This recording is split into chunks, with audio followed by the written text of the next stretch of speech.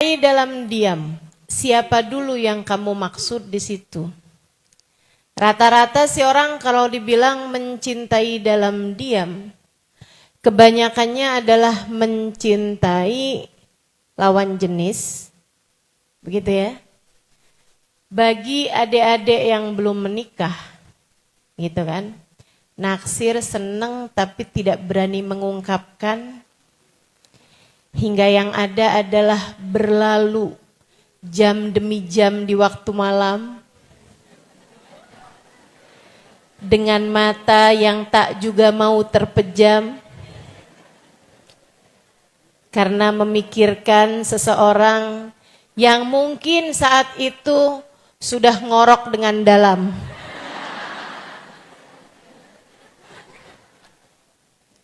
Masya Allah. Saudariku sekalian yang saya muliakan, bisa begitu mencintai dalam diam, atau juga mungkin ada perempuan-perempuan yang sebenarnya ada seorang laki-laki tidur di sampingnya, akan tetapi hatinya melalang buana, memikirkan sesosok tubuh, sesosok makhluk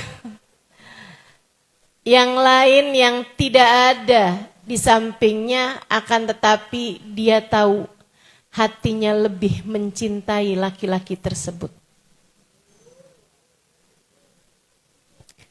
Dia bilang, saya mencintai dia dalam diam.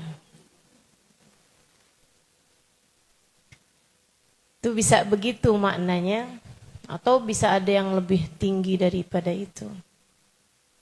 Ketika hatimu diam-diam, ketika kalimat di lisanmu tak terucap, akan tetapi hatimu mengembara pergi kepada seorang manusia yang meski tubuhnya tak lagi ada di atas muka bumi, akan tetapi rahmat dan kasih sayangnya akan senantiasa ada untuk kita umatnya. Jadi masalahnya kepada siapa cintamu tertuju? Ia bisa merupakan pintu-pintu pembuka zina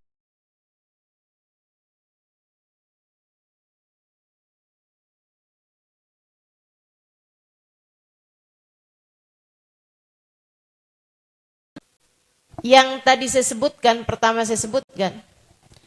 Seorang perempuan mencintai seorang laki-laki yang mungkin sering dia lihat lewat di depan rumahnya, yang mungkin sering dia lihat di halaman sekolahnya, di halaman fakultasnya, atau mungkin seorang laki-laki yang dia sering bersinggungan dengannya di tempat kerja, akan tetapi dia merasa, bukankah kalau saya mendekatinya, bukankah kalau saya menunjukkan rasa cinta saya kepadanya, itu adalah sesuatu yang dosa, atau saya khawatir nanti saya akan kecewa. Maka dia pun memilih untuk mencintai dalam diam. Dek, saya manggilnya Dek nih yang beginian nih. Kayaknya nggak kebayang kalau umur perempuan tersebut 50 tahun. Masa 50 tahun masih pakai seragam sekolah? Teman-teman saya sekalian, untukmu yang sedang berada di dalam rasa yang seperti itu adalah ujian yang Allah Subhanahu wa Ta'ala berikan kepadamu untuk Allah mengujimu. Namun sebelum kamu merasa Aduh, ujian ini sangat berat ya Ustazah. Teman-teman sekalian yang saya muliakan, kamu juga harus tahu bahwa itu adalah sebuah kenormalan. Kamu normal. Kalau masih senengnya sama orang yang pernah kamu lihat. Yang gak normal tuh, orang-orang tuh. Nonton drama Korea. Sampai aktor yang dia lihat di drama Korea, dia pasang posternya di mana-mana. Ini yang ketawa merasa atau gimana nih? Sampai jangankan ketemu orangnya, baru ngelihat fotonya doang.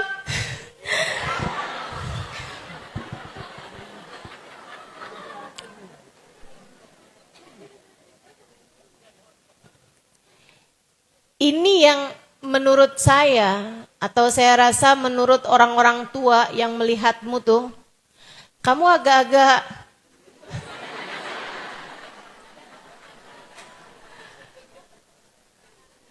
agak-agak nggak normal gitu. Dalam pandangan kami para orang tua ini ya. Saudariku sekalian yang saya muliakan, atau misalnya gitu, kamu jatuh cinta kepada yang kamu pikir ada, alien. Itu nggak normal teman-teman, nggak normal. Tapi selagi kamu merasa tertarik dengan lawan jenis, di usia-usiamu 17, 18, 19, di usiamu mungkin 20, 21 tahun, itu adalah sesuatu yang sangat normal. Kalau saya liatin sih jatuh cinta kepada lawan jenis seperti ini nih, kayak semacam penyakit cacar buat hidup orang. Kayaknya semua orang pasti pernah kena deh, betul nggak? Cuman beda waktu aja. Ada yang kecil, ada yang dewasa, ada yang tua, kan begitu ya? Meskipun kalau urusan jatuh cinta, kayaknya rata-rata di usia-usia balik begitulah. Nggak normal juga kalau anak saya nih Ustazah jatuh cinta Ustazah sama laki-laki. Umurnya berapa? 4 tahun. Nggak normal kan? Ada usia-usia normal ya. 12, 14 gitu kan. 12 belum. 15, 17 gitu kan. Meskipun nih dengan adanya tayangan-tayangan di televisi, sinetron-sinetron, film-film, atau bahkan tayangan-tayangan di mana-mana, bikin anak-anak zaman sekarang urusan begituan gedenya cepet. Masa ada anak SD kelas umur 8-9 tahunan, dia tulisin surat ke temannya. Dia bilang, Umi,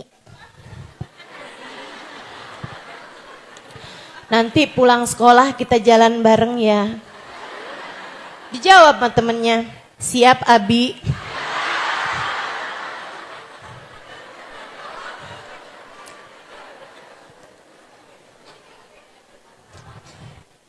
Inna lillahi wa inna ilaihi raji'un.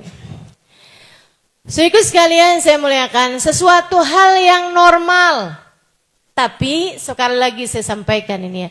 Itu normal terjadi padamu dan kamu bukan satu-satunya. Semua orang kena hal tersebut.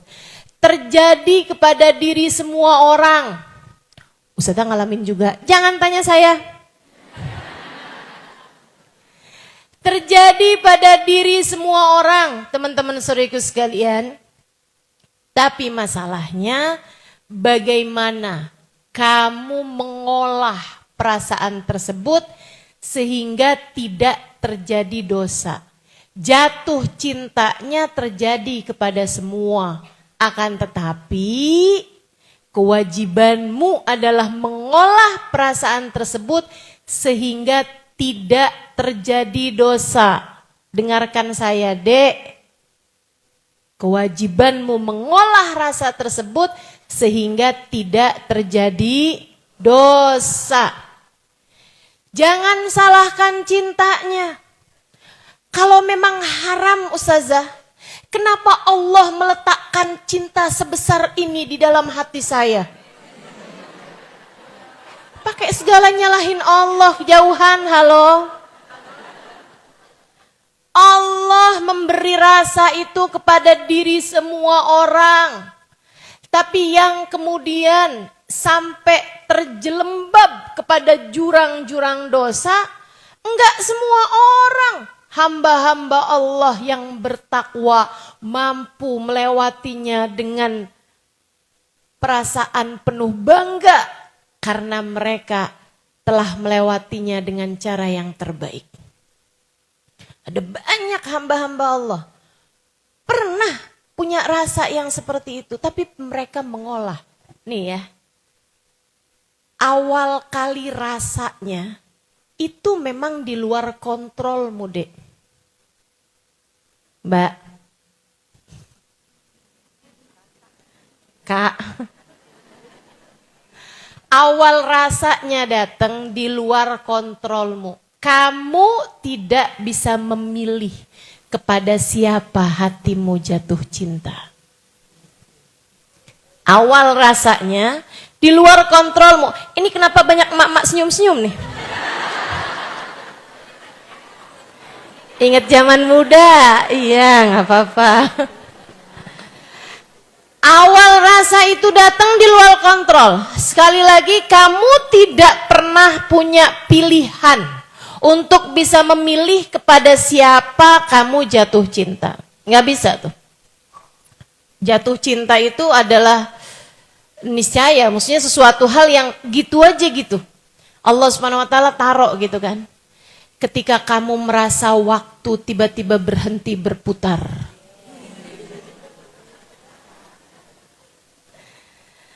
Ketika setiap kali melihat dia, kamu tidak bisa mengontrol bibirmu dari tersenyum. Orang tuh kalau lagi jatuh cinta kan gitu. Ntar dia lihat.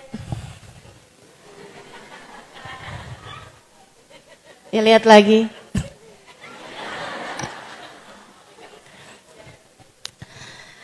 Dia ngerasanya tuh orang lagi ngeliatin dia gitu, padahal kagak.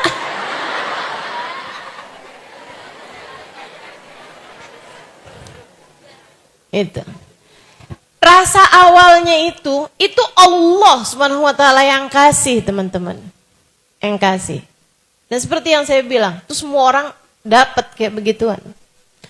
Cuman abisnya itu kamu deketin dia, ngajak kenalan, minta nomor telepon, enggak semua orang melakukannya.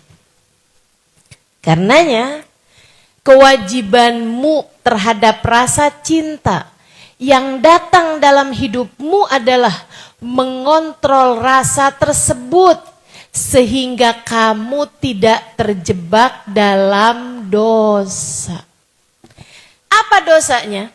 Saudara sekalian, kalau kamu mengikutinya, itu adalah pintu gerbang pertama. Walaupun rasa cintanya Allah kasih, habisnya itu setan datang kepada hatimu, teman-teman. Setan mengolah rasa tersebut, memintamu untuk mengikutinya. Memintamu untuk mengikuti cinta tersebut. Apabila cinta datang, maka sambutlah panggilannya. Kata setan.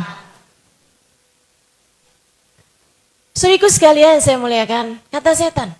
Kata Allah kayak gimana? A'udzubillahi minasyaitonirrajim. Fala tattabi'u khutuwatis syaitan. Janganlah kalian mengikuti langkah demi langkahnya setan. Janganlah kalian mengikuti uluran-uluran tangannya setan. Janganlah kalian ikuti arah yang diarahkan sama setan. Itu setan semuanya tuh. Buktinya apa? Ya kalau kamu mau bukti teman-teman sekalian, coba kamu ikuti perasaan seperti itu, ngajak kamu kemana? Ngajak kamu berantakan hidupnya, berantakan pikirannya, berantakan hatinya. Berantakan semuanya. Ada berapa banyak anak-anak berprestasi, kemudian menjadi kehilangan prestasinya hanya karena sibuk pacaran. Betul?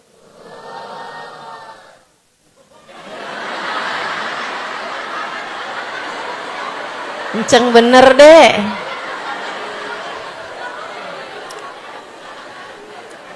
Jangan salah, bahkan ada berapa banyak rumah tangga yang hancur hanya karena sang suami ataupun sang istri merasa sekarang hati saya sudah mencintai yang lain selain dirinya.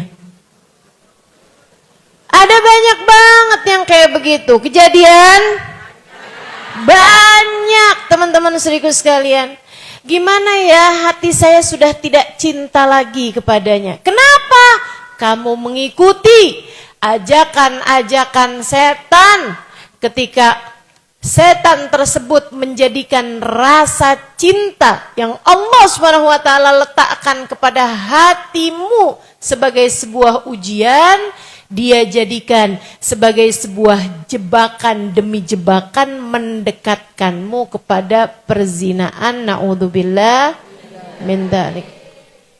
Ustazah, ini tuh nggak zina kok, cuman seneng aja ustazah. Seneng apa? Seneng berdua-duaan. Kamu pikir setan tuh nggak punya pengalaman kerja apa? Setan itu pengalaman kerjanya ribuan tahun. Menggodamu kecil banget buat setan.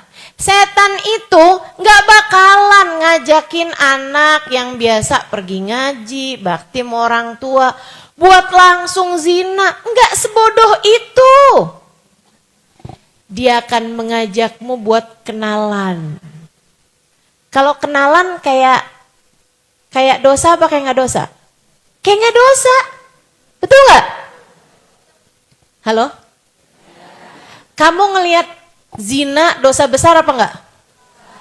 Oke, sekarang kamu ngelihat kenalan dosa besar apa dosa aja apa nggak dosa? Ayo coba, kenalan doang, kenalan. Kamu anggap dosa apa nggak dosa?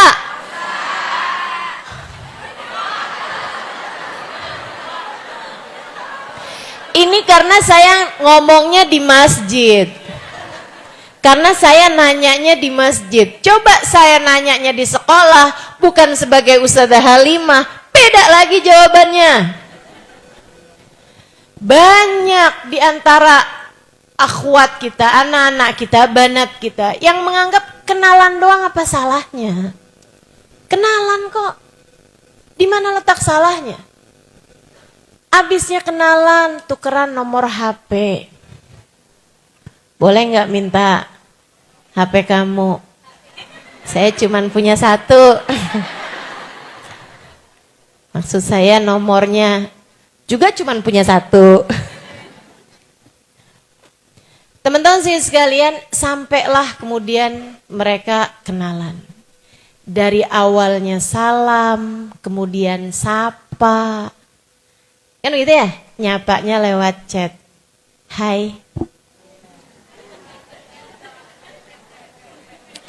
Bermula dari hai. Saudara sekalian, habis itu kemudian jawab, hai juga. Apa kabar? Saya yang tadi minta nomor telepon kamu.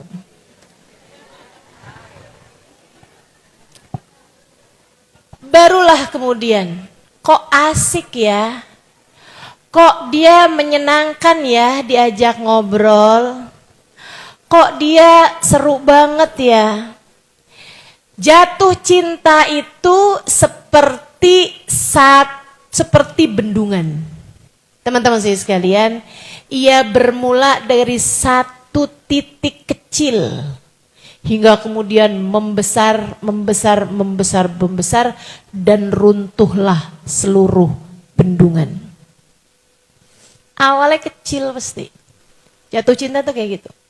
Dari semula dia bukan siapa-siapa bagimu, hingga kemudian kamu sesekali mengingatnya, hingga kemudian kalau diikutin dengan itu tadi, sapa, kemudian mulai bicara, mulai teleponan. Teman-teman sih sekalian, bermula dari kamu sesekali mengingatnya hingga kemudian bahkan dalam sholat kamu tetap mengingat dia. Itu kalau udah kayak begitu durhaka. Kamu ngadep siapa, ingetnya sama siapa? Sholat ngadep siapa? Tapi kamu mengingat seseorang itu. Allahu Akbar, senyumnya manis banget tuh. Bismillahirrahmanirrahim, alhamdulillahirrabbilalamin. Dia lagi ngapain ya? Saudara sekalian, berantakan tuh mulai tuh. Dari yang asalnya kamu hanya mengingat dia sesekali, sehingga menjadi setiap kali kamu mengingat dia. Saudariku sekalian yang saya muliakan, sampai akhirnya dia tidak bisa pergi dari pikiranmu. Waktunya kebanyakan ngeliatin HP mulu. Nanyain, kamu lagi apa sih? Nggak dijawab, semenit, 2 menit, 3 menit, 4 menit.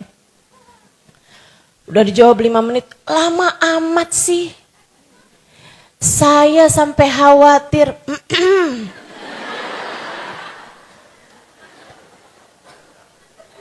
Ya Allah, ya Allah. Rusak sudah hidupmu teman-teman. Tuh kalau kayak begitu tuh kamu udah terjangkit. Ya. Terjangkit virus namanya jatuh cinta. Abisnya itu kalau udah teleponan, tungguin aja. Pengen ketemuan, kemudian ketemuan. Dari yang asalnya ketemuan senengnya bareng-bareng, lama-lama berduaan aja ya, yang lain rese. Dari yang berduaan tapi masih seneng nyari tempat-tempat yang rame, sampai mulai deh tuh nyari tempat-tempat yang sepi, terakhir lagi bokek pacaran di atas kuburan.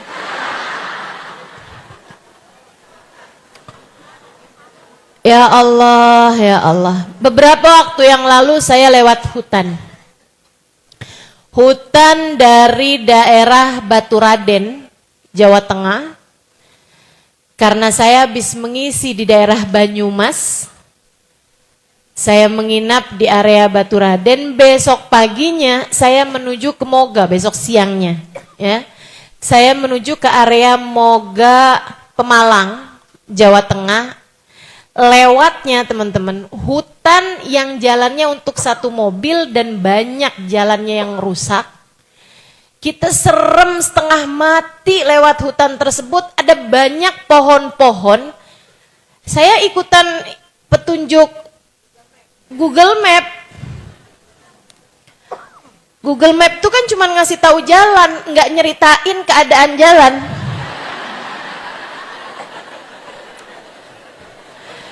Saudariku sekalian yang saya muliakan, ya mau marah gimana juga kan? Itu sampai dari rimbunnya hutan di situ itu, sampai ada banyak hutan-hutan tuh yang ditumbuhin kayak tali-tali buat gantungannya Tarsan. Tahu gak sih? Sampai kayak begitu, dari lebatnya akar-akar pohon yang menggantung gitu. Sampai bener-bener rimbun, serem banget perjalanannya teman-teman. Lagi tengah-tengah saya ketakutan, khawatir maksudnya ya. Khawatir seperti itu, khawatir juga tiba-tiba jalannya putus gitu kan. Nggak ada jalan misalnya gitu. Ini gimana nih Google Map yang terhormat? Lagi kayak begitu teman-teman saya sekalian, di semak-semak. Saya lihat ada sebuah motor yang di atasnya ternyata terdapat seorang laki-laki dan perempuan yang sedang berpacaran. Rasanya pengen saya timpuk aja tuh.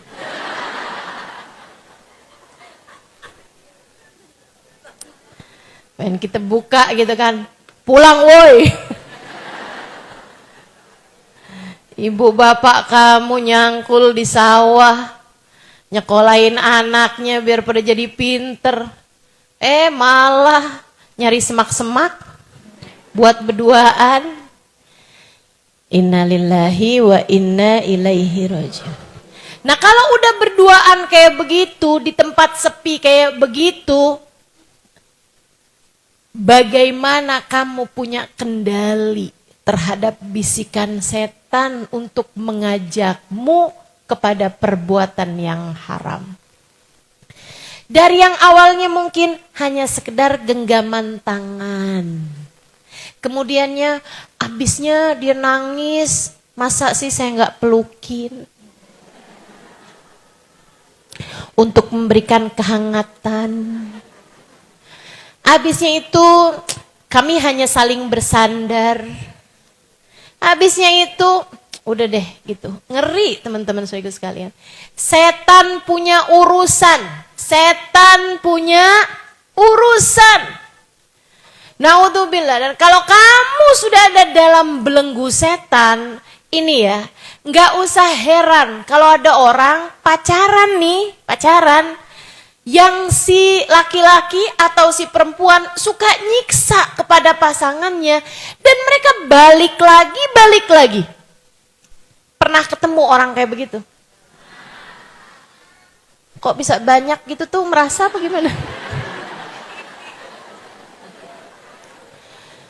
Toksik. Hubungan yang toksik teman-teman, hubungan yang racun. Udah tahu racun, nih udah tahu nih racun nih. Ya jangan diminum. Orang siapa yang udah tahu racun tapi tetap diminum? Orang PA. Orang PA. Hati-hati teman-teman sekalian, adik-adik sekalian hati-hati. Fala tattabi'u khutuwatis. Terus caranya gimana? Untuk menghindari itu, ucapkan tidak dari sejak awal. Itulah ustazah, mengapa saya memutuskan untuk mencintai dalam diam. Saya takut ustazah, kalau saya tunjukin, kalau saya ekspresikan, akhirnya nantinya tuh jadi kalang kabut hati saya, nanti hati saya juga kecewa, nanti saya juga pacaran ini itu, saya juga takut dosa. Jadi ya udah, saya mencintai dia dalam diam. Terus apa yang kamu lakukan? Saya mendekapnya dalam doa. Kusebut namanya dalam sepertiga malam. Kala tangan-tangan malaikat kepak-kepak sayap mereka siap mengaminkan doa-doa saya.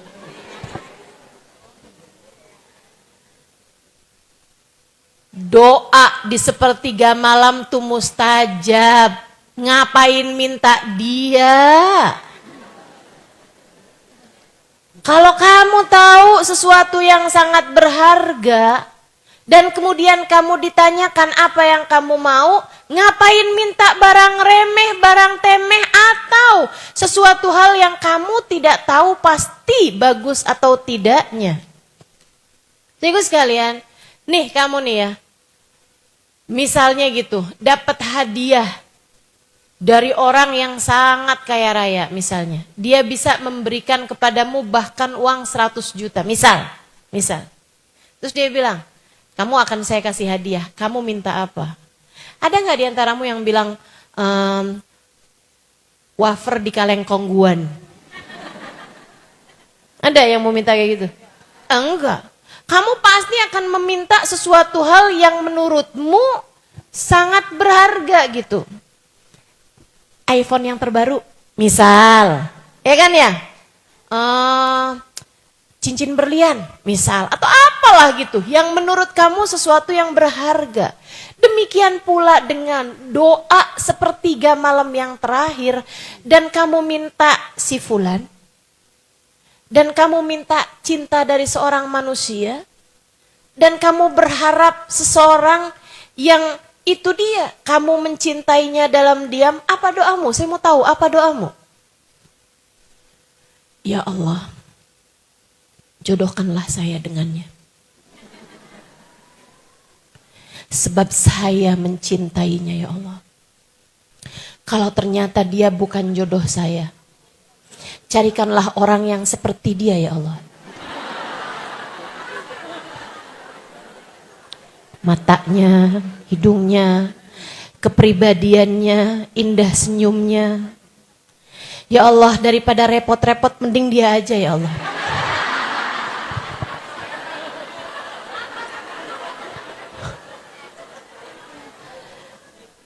Ayolah, kamu mau doa apa? Mau doa apa? Sedikit sekalian saya muliakan.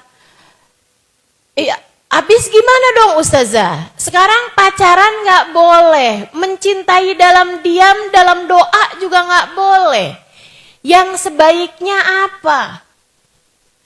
Saya pernah lama berpikir hal ini. Karena saya sukanya mikir. Kenapa Allah mengenalkan rasa cinta sedalam, seperih itu dalam hati kita? Saya kalau liatin cinta, jatuh cinta, semua jatuh gak sih? Rasanya perih, betul? Rasanya sakit. Orang tuh kalau lagi jatuh cinta, hatinya rasanya sakit. Enggak kok Ustazah seneng. Oh tunggu dulu. Senengnya berapa persen, susahnya berapa persen? Betul apa enggak? Coba tuh kalau kamu lihat ada temen kamu yang lagi pacaran. Kamu deketnya sama seorang temen, temen kamu lagi pacaran. Saya enggak lagi bilang kalau kamu lagi pacaran. Enggak, temen kamu. Sebab orang tuh enggak bisa menilai diri sendiri. Tapi kalau nilai orang lain kita bisa. Betul? Kamu lihat temen kamu lagi punya pacar, lagi pacaran. Nih ya, kamu misalnya satu geng beberapa orang lah. Ada 4-5 orang, satu perkumpulan gitu. Biasa kemana-mana bareng ada 5 orang. Satu orang temen lagi jatuh cinta. Jadi nyebelin apa jadi asik? Jadi nyebelin, ribet banget hidupnya, betul? Abis itu dikit-dikit ngeluh mulu. Wah kesel nih sama pacar gua. Betul?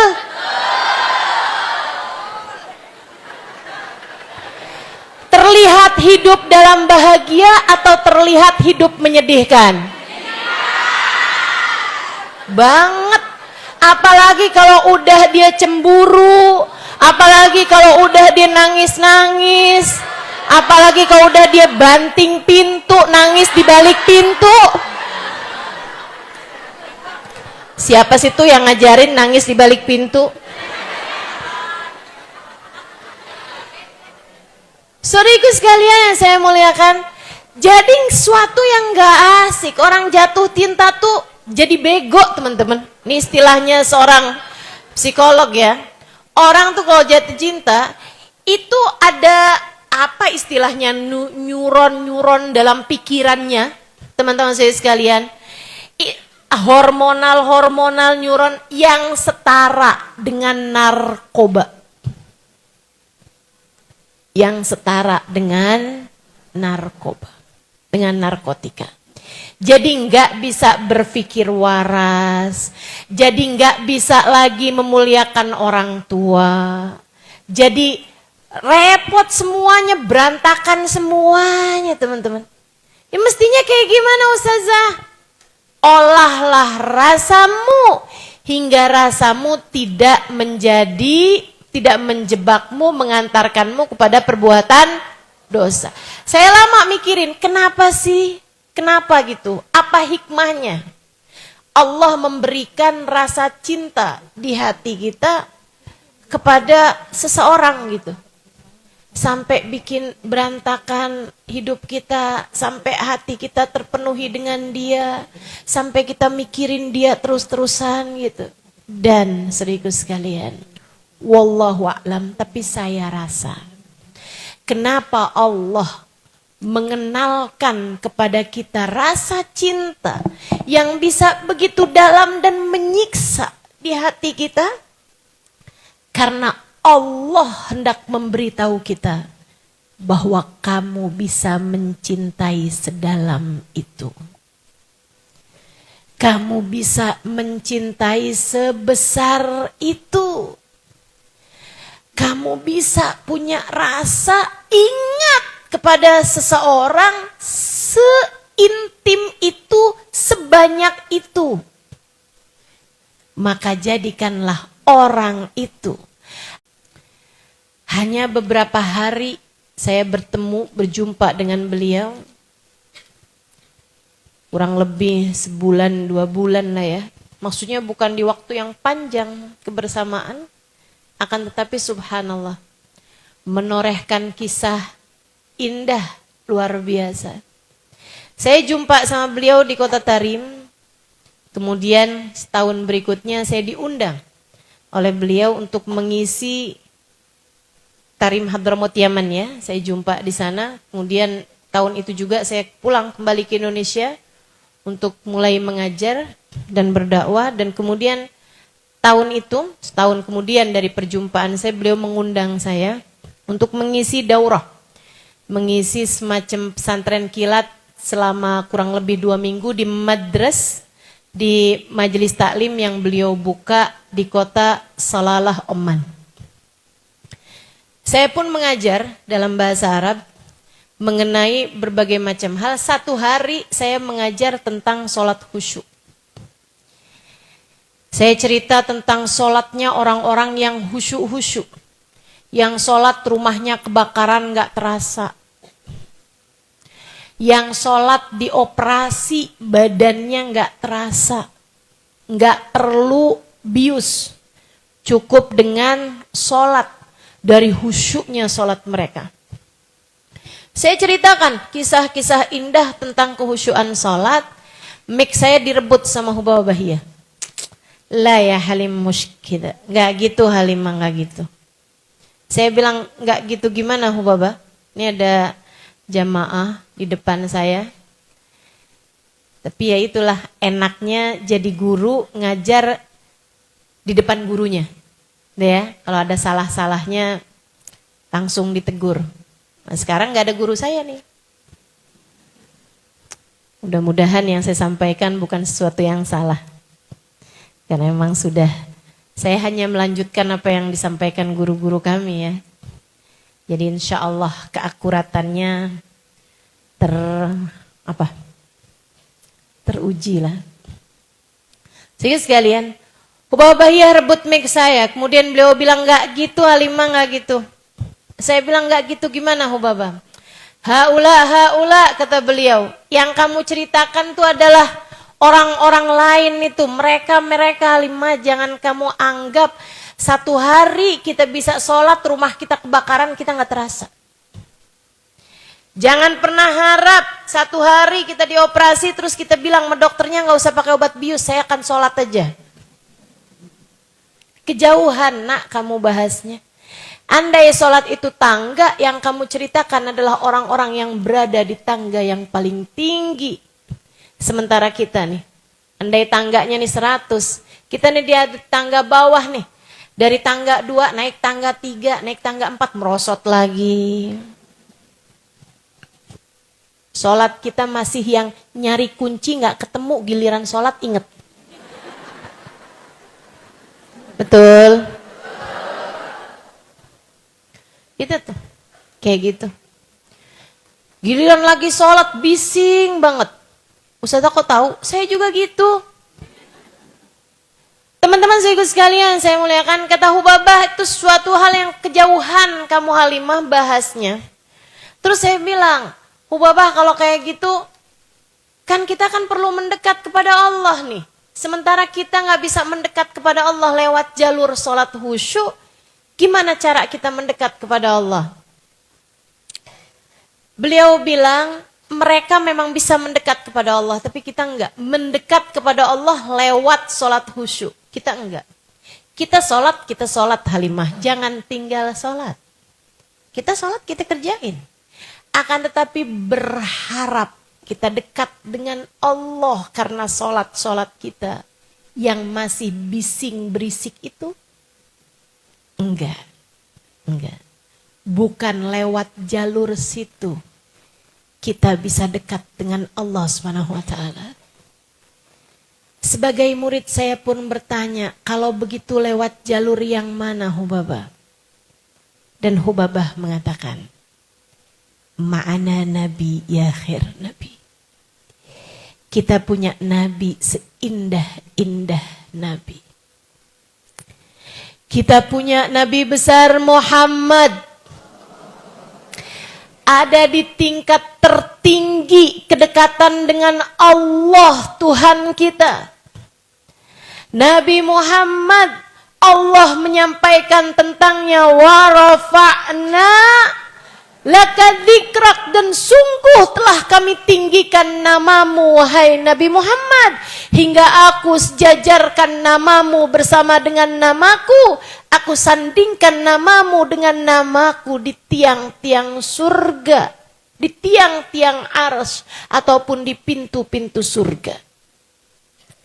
Kita punya nabi, orang terdekat dengan Allah Subhanahu wa taala. Manusia paling tercinta di sisi Allah Subhanahu wa taala. Manusia paling diterima oleh Allah Subhanahu wa taala. Manusia yang oleh Allah dipegangkan padanya kunci surga. Wa miftahul jannah biyadi. Kunci surga aku yang pegang, kata Nabi besar Muhammad sallallahu alaihi wasallam. Adam wa man dunahu tahta liwa'i yaumal qiyamah. Nabi Adam dan nabi yang sesudahnya hanya akan berada di belakang benderaku di hari akhirat nanti. Kata Hubabah Bahiyah, Nabi Muhammad Halimah kita punya ada di tingkat tertinggi kedekatan seorang manusia kepada Allah Tuhannya. Kamu hanya perlu memanggil-manggil beliau. Panggil terus. Panggil terus.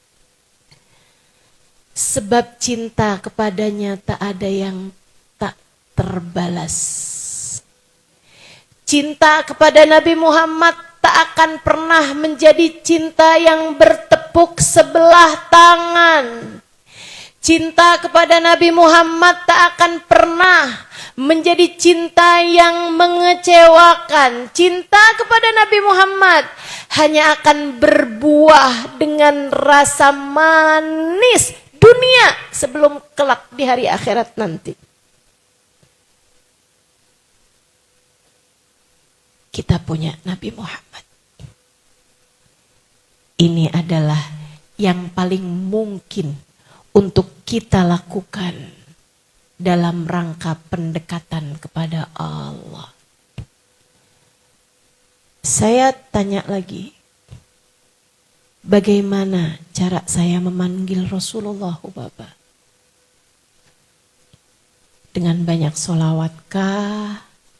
Dengan sering ucap salamkah? Dengan sebanyak mungkin berziarah ke Madinahkah? Atau menghadiri majelis maulidkah? Hubabah tersenyum, kemudian menjawab, Halimah, cintai Nabi Muhammad sebisamu mencintai seseorang. Rindui Nabi Muhammad sebisamu merindukan seseorang. Bukankah kamu pernah merindukan seseorang hingga mengalir deras air mata kerinduan padanya? Bukankah kamu pernah jatuh cinta kepada seseorang yang membuatmu ingat lihat apapun mengingat dia? Bukankah kamu pernah menjadi seseorang yang ada banyak dia dalam pikiranmu? Jadikan orang itu Nabi Muhammad sallallahu alaihi wasallam. Saat itu kamu tak akan pernah disia-siakan oleh Allah. Saat itu kamu sama saja dengan memanggil-manggil Rasulullah. Nanti Nabi Muhammadnya akan kesian padamu. Beliau akan turun membukakan pintu dan memapahmu, dibawanya kamu hingga puncak. Dibawanya kamu mendekat kepada Allah Subhanahu Ta'ala. Jadi dek, kenapa kamu bisa punya rasa cinta sebesar itu kepada seseorang? Itu adalah pelatihan yang Allah Subhanahu wa Ta'ala berikan kepada hatimu untuk kamu pakai rasa cinta tersebut kepada seorang manusia yang akan menjadi penyelamat bagimu, pemberi syafaat bagimu, syafi'il musyaffa', pemberi syafaat fid dunya wal akhirah, di dunia hingga kelak di hari akhirat. Cintai Nabi Muhammad. Jadi dek, kalau kamu ngelihat ada teman-teman kamu yang pada punya pacar, jangan kamu ngerasanya, saya iri, saya kapan ya? Saya kok nggak pernah ditaksir orang. Ustazah doain dong biar saya ditembak. Saya kaget setengah mati waktu dengernya. Ini istilahnya adik-adik zaman sekarang kan gitu kan. Dia nembak gue. Kena enggak? Pas di jantung. Saudaraku sekalian saya muliakan, ketika kamu melihat kawan-kawanmu pacaran gitu, adik-adikku sayang, anak-anakku sayang, cobalah untuk seperti yang kamu tadi sampaikan. Bangun di sepertiga malam terakhir, saat-saat intim antaramu dengan Allah SWT. Salatlah beberapa rakaat. Kemudian beristighfarlah sesudah salatmu. Kemudian bersolawatlah kepada Nabi besar Muhammad. Kemudian ucapkanlah sesudah kamu bersolawat beberapa solawat. Sampaikanlah, ya Rasulullah, saya umatmu. Teman-teman saya pada mulai punya pacar, wahai Rasul. Tapi saya tidak mau melakukannya, andai pun ada yang datang mendekati saya. Karena saya berharap menjadi umat yang kau terima cinta dari saya untukmu. Ya Rasulullah, pandanglah aku dengan pandangan kasih sayangmu. Lihatlah diriku, wahai Rasul, yang selalu berucap La ilaha illallah Muhammad Rasulullah. Engkau utusan Allah untukku. Aku hanya akan memperkenankan hatiku untukmu, ya Rasulullah. Berkenanlah ada dalam hatiku untuk aku mencintaimu. Itu enak. Itu enak. Kemudian rasakan betapa damai cintanya. Rasakan. Begitu indah cintanya, rasakan. Begitu indah kasih sayangnya saat itu. Kamu akan menjadi seseorang yang setiap kali disebutkan namanya, lisanmu akan segera bersolawat padanya. Saat itu, kamu akan mencari-cari tahu tentangnya. Kamu akan hadir di majelis-majelis yang mengingatkanmu kepadanya. Saat itu, kamu akan menjadi seseorang yang air matamu berlelehan ketika kamu berucap, Ya Nabi salam alaika, Ya Rasul salam alaika, Ya Habib salam alaika, salawatullah alaika. Saudaraku sekalian saya muliakan, saat itu Allah akan menghadirkanmu untuknya dan Allah akan menghadirkannya untukmu. Hidupmu akan jauh lebih bahagia. Tak akan lagi kamu segitunya mengejar-ngejar cinta manusia. Sebab cinta manusia terindah telah berhasil kamu rasakan. Makanya teman-teman, kalau kamu bisa sedalam itu cinta sama orang, kamu merasa nih sekarang nih, saya kok bisa dalam banget ya Ustazah cinta sama orang. Itu pasti karena kamu belum dalam cintanya kepada Nabi Muhammad. Atau bahkan belum cinta kepada Nabi Muhammad. Orang kalau udah kenal cinta sama Nabi Muhammad, sama yang lain biasa-biasa aja. Ustazah maksudnya dia gak bisa cinta sama suaminya. Urusan lain nih. Dia cinta sama suaminya, tapi cintanya biasa-biasa aja. Gak akan ada ceritanya, suami saya nih sekarang jatuh cinta perempuan yang lain. Cinta ditolak, sianida bertindak.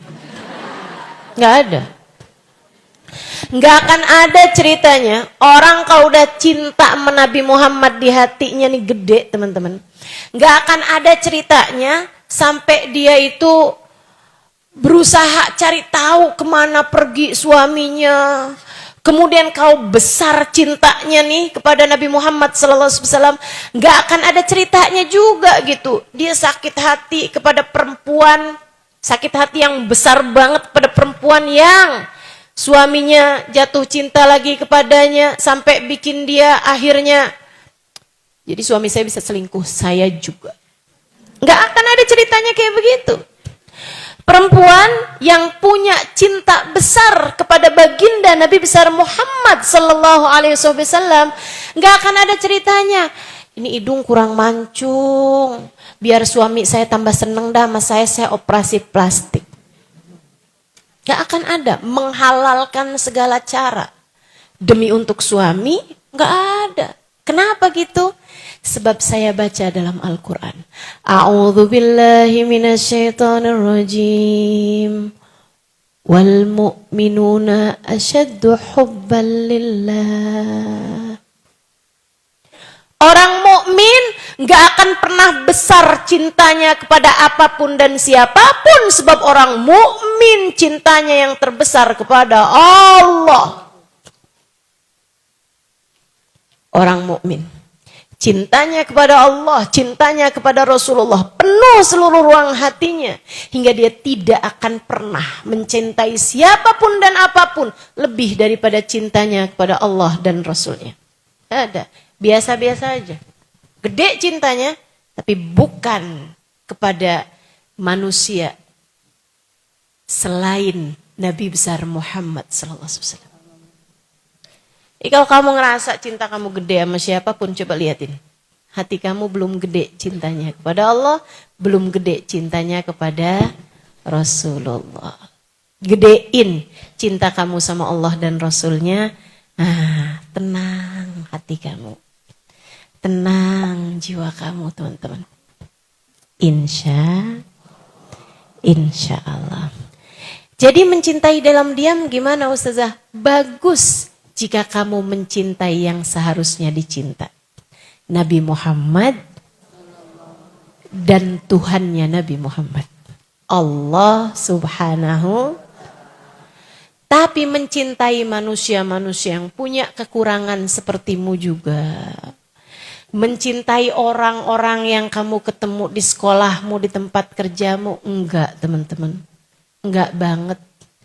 Mencintai jelas-jelasan membawamu kepada perzinaan, mendekatkanmu kepada keharaman, mendekatkanmu kepada zina dan membuatmu mengerjakan semua yang haram-haram. Mencintai dalam diam membuat hatimu semakin tersiksa. Membuat hatimu semakin perih. Ngapain? Itu tuh penyakit saudariku sekalian. Mencintai orang diem-diem gitu kan. Seperti yang tadi saya sampaikan. Hanya akan berujung kepada kecewa demi kecewa, kecewa demi kecewa. Sebab bahkan kamu minta, kamu berjodoh padanya, kamu gak tahu. Adakah dia seperti yang kamu harapkan? Orang itu kan, maaf nih kan, kebanyakan dari kita nih kan pakai topeng. Kan begitu ya? Hakikat asli orang tersebut gak bisa kamu lihat dengan hanya kamu memandang wajahnya. Dengan hanya kamu bicara berapa kali sama dia. Gak bisa. Kamu gak tahu segala sesuatu tentangnya. Makanya sering saya sampaikan, saudaraku sekalian saya muliakan, orang pacaran bilangnya biar kenal, biar nanti nikah enak udah kenal. Seberapa bisa kamu kenal? Banyak orang-orang pacaran 5 tahun, nikahnya 5 bulan. Banyak saudaraku sekalian. Diawali dengan aku tak sanggup hidup tanpamu, diakhiri dengan aku tak sanggup hidup denganmu. Diawali dengan tak ada perempuan lebih cantik darimu, diakhiri dengan semua perempuan cantik selain kamu. Sering saya sebut bahwa ini adalah cinta monyet. Cintanya habis tinggal monyetnya. Udahlah, tersiksa, nggak ada enak-enaknya. Jadikan itu untuk Allah SWT dan Rasulnya. Sekarang terakhir nih, saya mau sampein beberapa poin penting tentang untukmu yang sedang terjebak dalam rasa cinta yang haram. Untukmu yang mendengarkan di sini ataupun yang mendengarkan secara online kajian saya, yang sedang terjebak dalam cinta yang haram, entah itu mencintai yang tidak dalam hubungan pernikahan, adik-adik nih belum menikah, udah pacaran, sering jalan bareng, atau bahkan ya gitulah ya. Saudaraku sekalian saya muliakan, mengerjakan hal-hal yang diharamkan Allah sampai kepada keharaman-keharaman yang besar misalnya gitu. Atau untukmu yang bahkan sudah menikah akan tetapi hatimu terjebak kepada mencintai yang tidak halal bagimu. Saya kasih tahu caranya keluar dari jebakan-jebakan itu. Step by stepnya keluar. Yang pertama, saya udah tulisin nih. Tips meninggalkan perbuatan dosa. Terutama dosanya zina ini ya. Dosanya zina atau hal-hal yang mendekatkan kepada zina. Yang pertama, taubatilah dengan sungguh-sungguh. Taubati yang sungguh-sungguh. Nangis sama Allah, ya Allah, nih kalau saya meninggal dalam keadaan seperti ini ya Allah. Gimana saya menghadapi pertanyaan mungkar nakir? Ya Allah, kalau saya meninggal pada masa-masa seperti ini, ya Allah, hati saya sedang kayak gini, gimana ceritanya ya Allah? Bagaimana wajah saya? Bagaimana saya bisa berjumpa dengan Nabi Muhammad? Dek, guru saya Al-Habib Umar bin Hafid mengatakan, At-Tahir, la yanzur ilaihi lat-tahir. Nabi Muhammad itu suci. Nggak ada yang bisa lihat Nabi Muhammad mata yang nggak suci. Mata yang belepotan dosa. Mata yang kotor dengan selalu melihat sesuatu yang diharamkan Allah SWT. Jangan mimpi buat bisa lihat Nabi Muhammad SAW di akhirat nanti. Apalagi sejak di dunia ini. Bukankah kamu sedang belajar untuk mencintai Nabi Muhammad? Kalau masalahnya seperti itu, maka orang kalau lagi pacaran, yang dilihat barang haram semua. Ketemu, mengagumi pacarnya, memandang wajah pacarnya, terus bilang, saya liatin langit gelap banget. Ternyata semua bintangnya pindah di matamu.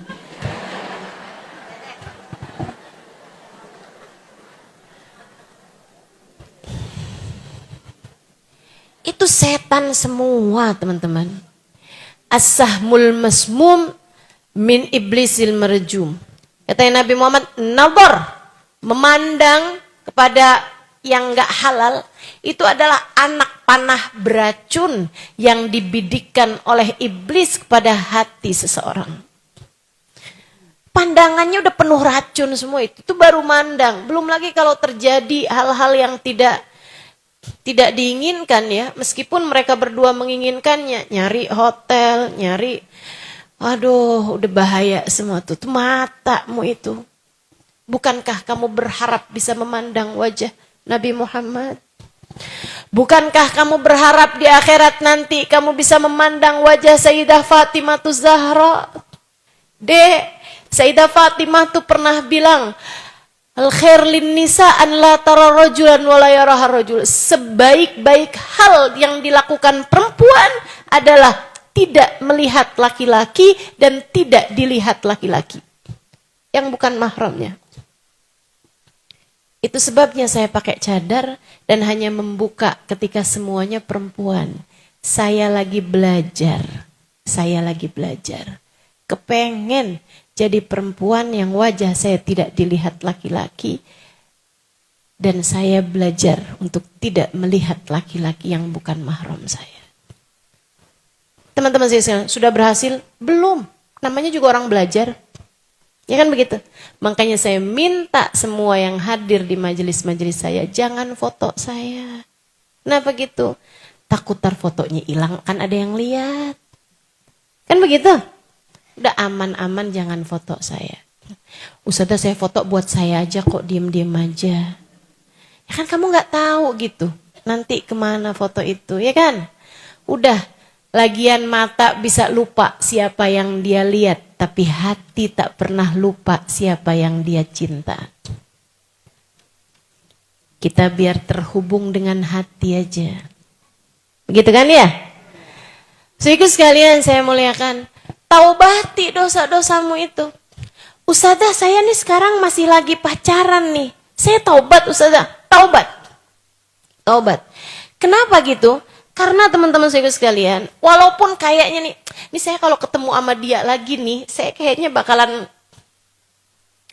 balik lagi dah. Saya bakalan cinta lagi. Saya bakalan ini lagi. Saudaraku sekalian saya muliakan. Kamu tahu itu haram, taubatin dulu aja.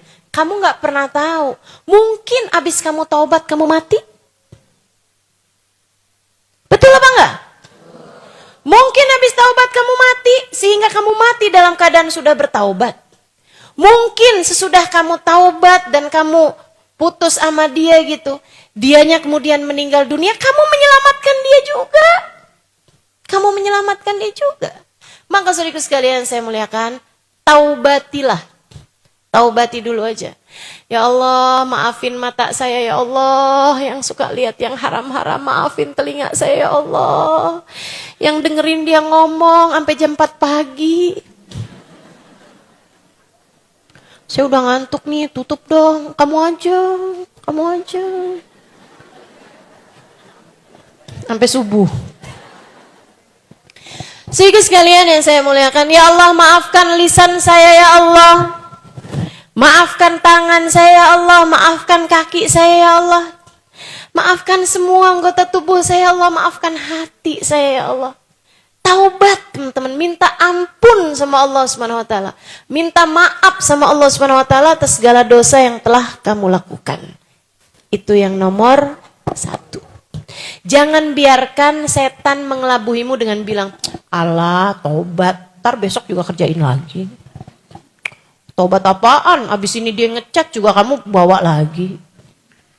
Abis itu dia bilang, "Jangan putus dong sayang." Kamu juga gak tega lagi. Jangan biarkan setan mengelabuhimu dengan hal itu. Kamu tobat. Habis itu kamu minta sama Allah, ya Allah, beri aku kekuatan. Ya Allah, jauhkan aku dari dosa. Hanya Engkau yang dapat melakukannya. Kalau kamu mintanya dengan sungguh-sungguh sangat mungkin untuk Allah Subhanahu wa taala ijabah. Yang kedua, percaya bahwa kamu bisa menjauhi dosa tersebut. Jadi pede hatinya. Jadi pede. Apalagi kalau kamu udah mulai ngerti cinta sama Nabi Muhammad, kamu bisa bilang, "Ya Rasulullah, ya Rasulullah, temenin ya Rasulullah, syafaatin ya Rasulullah. Biar saya bisa kuat ninggalinnya ya Rasulullah. Biar saya mampu ninggalinnya ya Rasulullah." Gitu. Sholawatan banyak-banyak. Sholawatan banyak-banyak. Kemudian kamu percaya Allah akan bikin kamu jadi hambanya yang salehah. Nabi Muhammad berkenan menerima kamu sebagai umatnya. Sebab setan tuh, apalagi maaf. Buat adik-adik yang mungkin dosanya udah kegedean, dalam artian pacarannya kebablasan, sampai kepada perzinaan, setan suka kayak gini. Kamu adalah perempuan hina, gak ada yang mau sama kamu kecuali dia. Udah terlanjur kayak begini, ya udah aja gak apa-apa diterusin. Apalagi kalau sampai hamil. Itu deket banget Made sama hal-hal yang seperti itu. Ya Allah serem banget. Temen saya ngajar SMP. Itu setiap tahunnya ada anak-anak yang gak bisa ikutan ujian karena hamil. SMP loh. SMP. Jangan biarkan setan menyampaikan kepadamu, berhasil mengelabuhi hatimu dengan menyampaikan bahwa kamu adalah perempuan yang hina. Kamu adalah perempuan yang gak pantas masuk surga. Kamu adalah perempuan yang gak mungkin diridhoi Allah Ta'ala. Jangan biarkan setan berhasil memperdengarkanmu hal itu. Bilang sama setan kalau dia ngomong kayak begitu. Tapi saya punya Allah yang kasih sayangnya lebih luas daripada semesta. Saya punya Allah yang ampunannya lebih besar daripada apapun. Saya hina, tapi saya punya Allah. Saya akan mendekat kepadanya, dia akan memuliakan saya. Meski seperti apapun keadaan saya. Saya punya Nabi Muhammad. Seorang Nabi yang begitu cinta kepada umatnya. Dan saya adalah umatnya. Gitu. Kamu harus bangun kepercayaan penuh dalam hatimu. Kamu yakin bahwa kamu bisa meninggalkan dosa tersebut.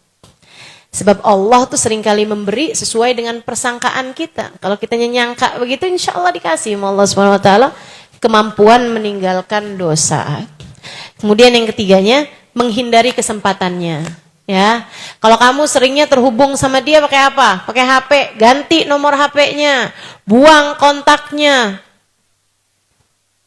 Benar ya? Bukan buang HP-nya kan?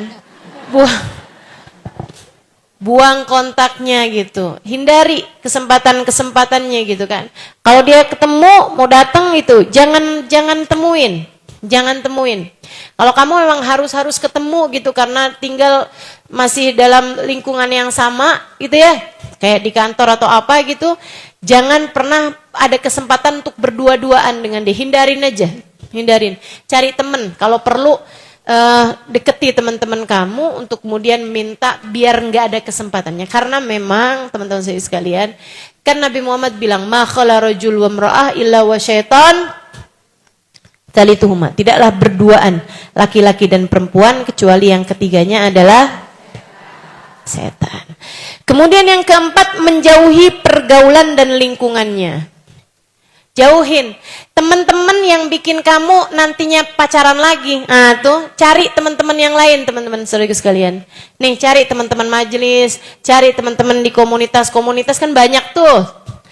Iya kan? Ini kan pada follow Instagram saya tuh. Ah tuh, cari tuh teman-teman lain yang misalnya demen pergi ngajinya dari mana gitu. Bangun hubungan sama orang-orang lain yang tidak membuatmu terjerumus kepada hal-hal yang seperti itu. Kemudian yang kelima, ini salah satu dari tips penting dari saya, berlatih memiliki kontrol terhadap hawa nafsu untuk urusan-urusan yang kecil. Karena nafsu kamu tuh satu itu juga. Kalau kamu terbiasa untuk apa yang kamu pengenin nggak kamu kasih, itu nanti nafsunya akan mengecil, teman-teman sekalian. Nafsunya akan mampu dikendalikan. Misalnya, kamu hobi banget makan bakso. Dalam masa-masa kamu menghindari dosa ini, setiap kali kamu kepengen makan bakso, jangan kasih. Jangan kasih. Misalnya, kamu seneng banget minum air es. Apalagi lagi panas-panas kayak gini. Tapi sekarang nih kamu lagi menghindari satu perbuatan dosa itu.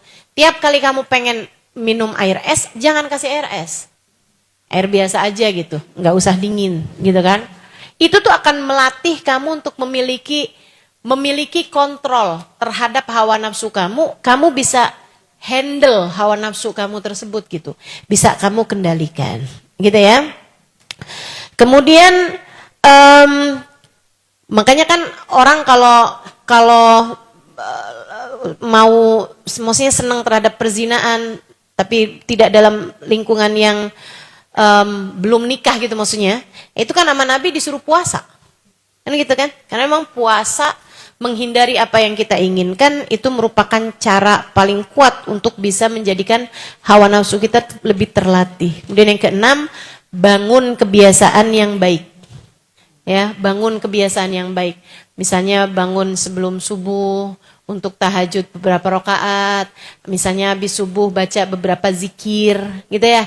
Misalnya pagi-pagi baca surat Yasin, gitu kan?